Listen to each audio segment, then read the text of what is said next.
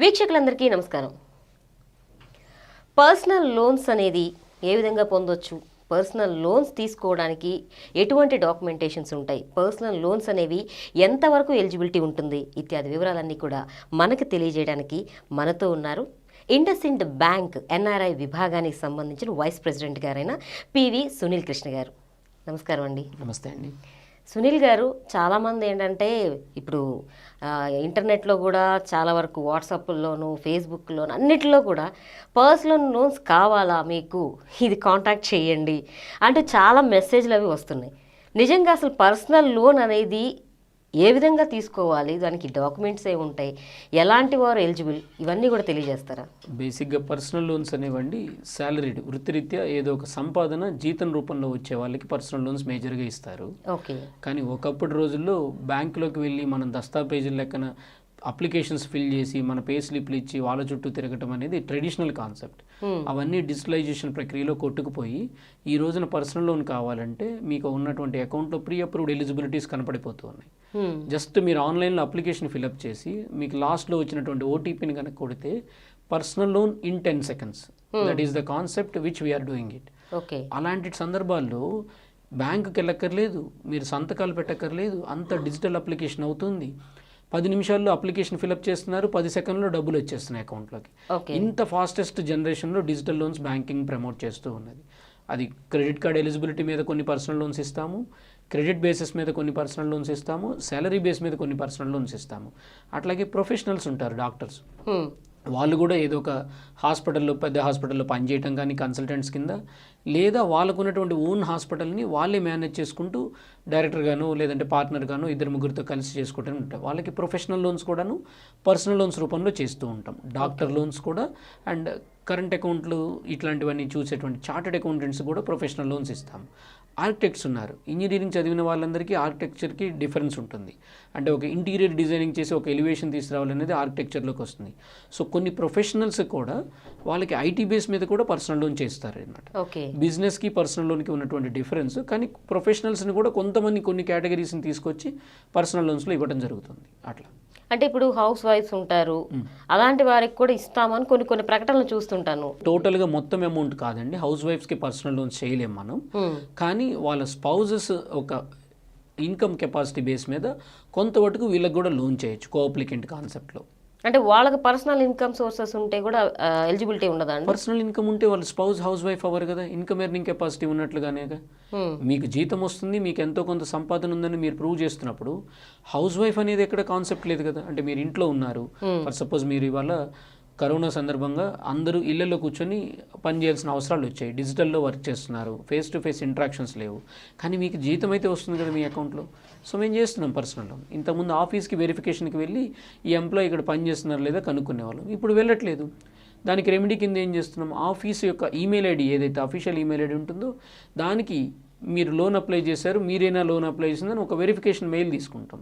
అవును నేనే అప్లై చేశానని చెప్పి ఆ ఈమెయిల్ ఐడి నుంచి వస్తే మీరు అక్కడ పని చేస్తున్నట్టే లెక్కగా కన్సిడర్ చేస్తున్నాం. ఓకే. పద్ధతి మారింది కానీ లోన్ ఇచ్చేటువంటి విధానంలో కొంత ఇంకా ఫాస్ట్నెస్ వచ్చింది ఇప్పుడు. ఓకే. సో 3 రోజులు 4 రోజులు ఇంత ముందు పట్టేది ఇప్పుడు అంత 30 నిమిషాలు 10 నిమిషాలు 10 సెకండ్లకు వచ్చేసాయి. సో అంత ఫాస్ట్గా డిజిటల్ లోన్స్ వస్తూ ఉన్నాయి. కొన్ని బ్యాంక్స్తో సంబంధం లేకుండా మొబైల్ యాప్స్ కూడా పేటిఎం, మోబిక్విక్, అమెజాన్ పే ఇలాంటి చిన్న చిన్న యాప్స్ కూడాను మీరు చేసే ట్రాన్సాక్షన్స్ మీద 10,000 అయితే అవనండి, 5,000 అయితే అవనండి, 50,000 అయితే 5 లక్షలు అయితే అవనండి లోన్స్ ఇచ్చేస్తున్నాయి. మీ క్రెడిట్ స్కోర్ మీద సిబిల్ స్కోర్ మీద చూసుకొని డాక్యుమెంటేషన్ లేకుండా కూడా లోన్స్ ఇస్తున్నాయి. సో ఇలాంటి సందర్భాల్లో మీరు చెప్పిన ఫిట్మెంట్ అవుతుంది. హౌస్ వైఫ్స్ ఉన్నారు, ఇంట్లో కూర్చొని ఆన్లైన్ షాపింగ్ చేస్తున్నారు, తెలిసిన వాళ్ళకి తెలియని వాళ్ళ రిలేటివ్స్కి అట్లాంటి వారు ఎవరైనా తెలియని వాళ్ళు ఉంటారు, కొనుక్కోలేని వాళ్ళు. ఒక మొబైల్ కొనిపెట్టు అని అంటే మనం ఇంట్లో వాళ్ళు ఎవరికైనా హెల్ప్ చేసామనుకోండి, మీ హిస్టరీ అక్కడ కనపడుతుంది కదా. సో మీ పాన్ కార్డ్, మీ ఆధార్ కార్డు ఉంటుంది, కేవైసీ మీ ఉంటాయి కాబట్టి దాని బేస్ మీద కూడా మీకు లోన్స్ వస్తాయి. ఓకే.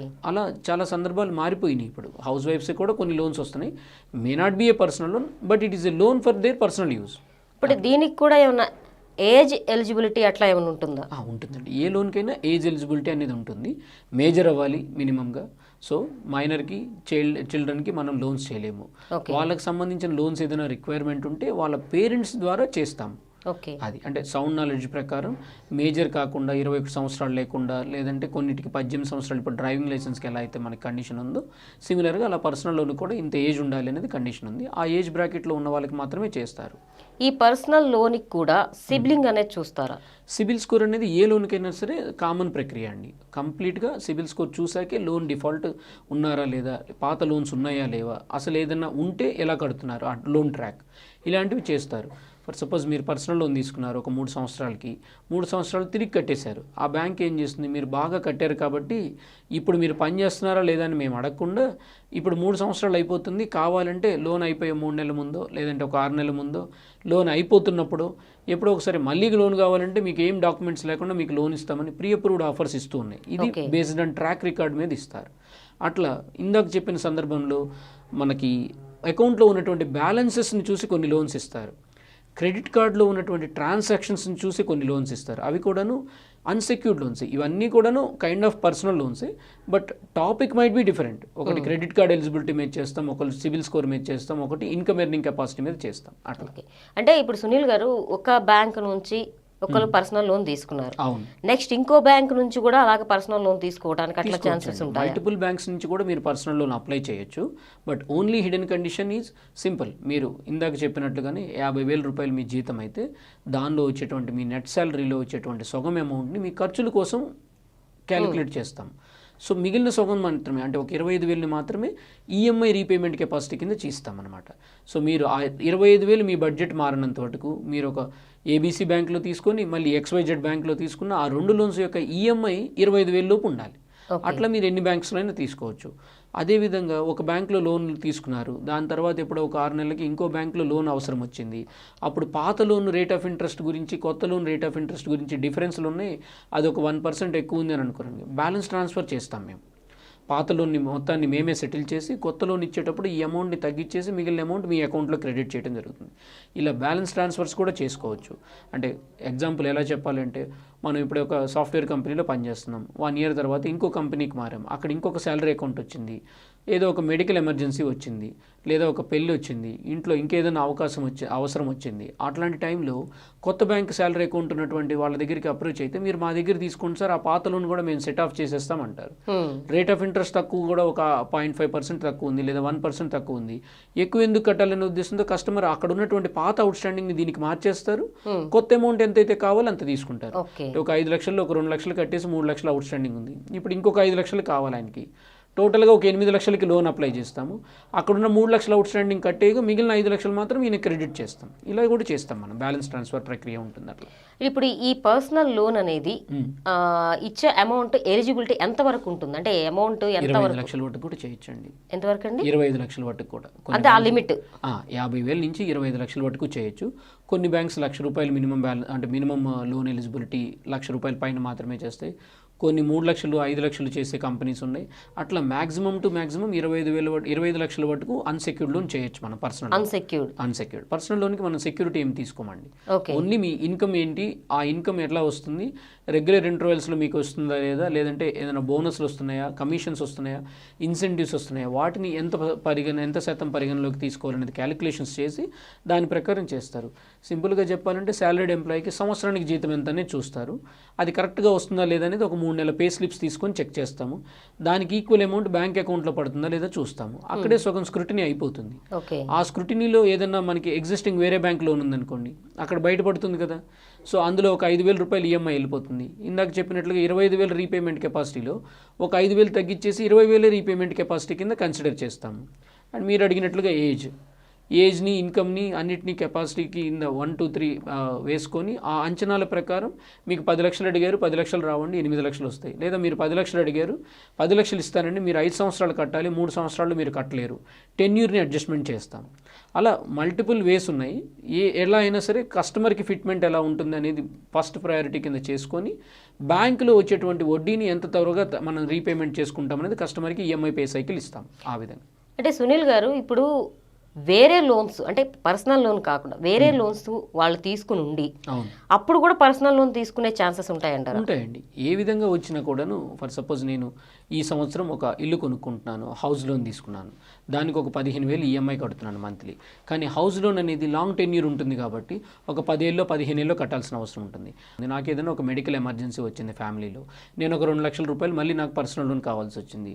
సో హౌస్ అయితే అమ్మేయలేను కదా, 30 లక్షల హౌస్ 2 లక్షల కోసం అమ్మలేను కదా. రైట్. సో అలాంటప్పుడు ఏం చేస్తాను, మళ్ళీ బ్యాంక్ దగ్గరికి వెళ్ళి నాకు ఒక మెడికల్ ఎమర్జెన్సీ ఉంది, పర్సనల్ లోన్ కావాలి దీనికోసం అంటే, వాళ్ళు ఇప్పుడు ఇంతకుముందు 15,000 కడుతున్నాము, ఇంకొక 10,000 వరకు ఈఎంఐ వచ్చే విధంగా, ఆ ఫిట్మెంట్లో 10,000 వరకు ఈఎంఐ వచ్చే విధంగా సరిపోయేటట్లుగా 2 లక్షలకి మళ్ళీ లోన్ ప్రాసెస్ చేస్తారు. ఓకే.